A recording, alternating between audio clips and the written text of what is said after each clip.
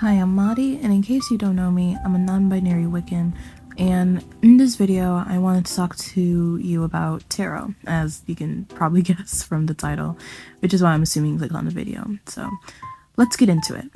Tarot is a deck of 78 cards, split into the 22 major arcana and 56 minor arcana. The minor arcana are further categorized by 4 suits, traditionally named cups, pentacles, swords, and wands, though in some decks these are called things like coins, sticks, or something along those lines. Every suit is associated with different things, ranging from money and career to thoughts and relationships. Each suit has 14 cards, including 1 to 10 pages, knights, queens, and kings. The number or court of the card also adds to the meaning, such as aces usually referring to a new event, or an opportunity, or beginning. And in Europe during the mid-1400s, these cards were used for games and fortune-telling, though in the modern age they are used almost exclusively for divination, particularly by people who are Wiccan like me, pagan, practice witchcraft, or just think they're cool, or like spiritual and stuff. These cards allow people like you and I to gain insight into ourselves and the future, and even communicate with the divine, if you, of course, believe in things like that. I, for one, am quite fond of them, and I've amassed a tiny little collection of both tarot and oracle decks. Oh, and oracle decks are similar to tarot, but instead of like imagery, well, it does have imagery, but they also have quotes associated with each card, and the quotes are more important. They usually are surrounded by some type of like motif or symbolism.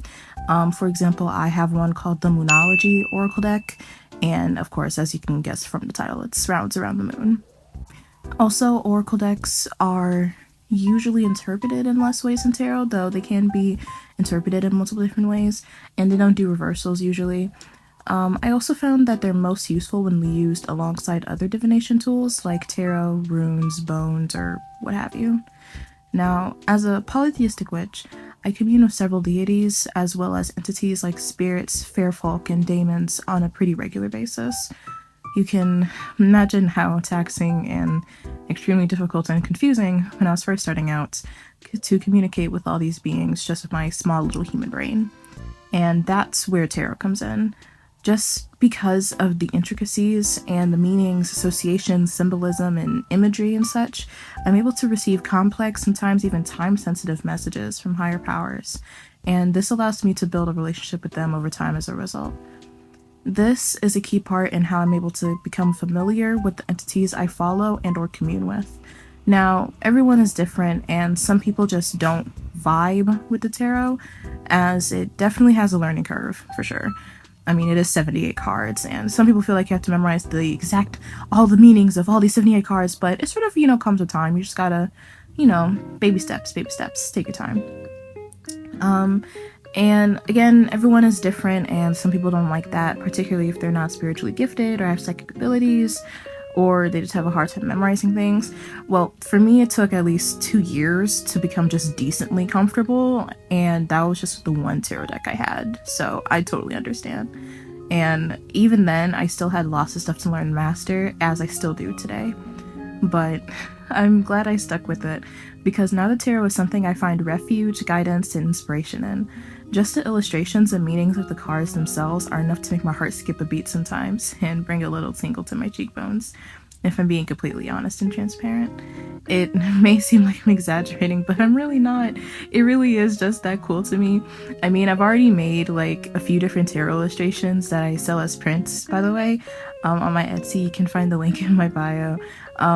And I also plan to do more in the future, and I usually do tarot pulls on a pretty regular basis, usually at least a couple times a week, for insight or just to see what they have to say. Sometimes I just feel called to them, sometimes I just want to look at them and admire my decks, different reasons, or sometimes I want to commune with the entities/deities I follow.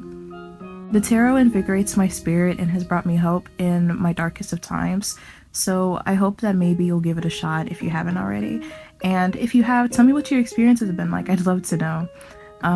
Anyways, I think that's all I have to say about it, at least without me rambling too much.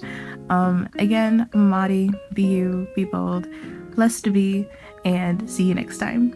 Bye bye!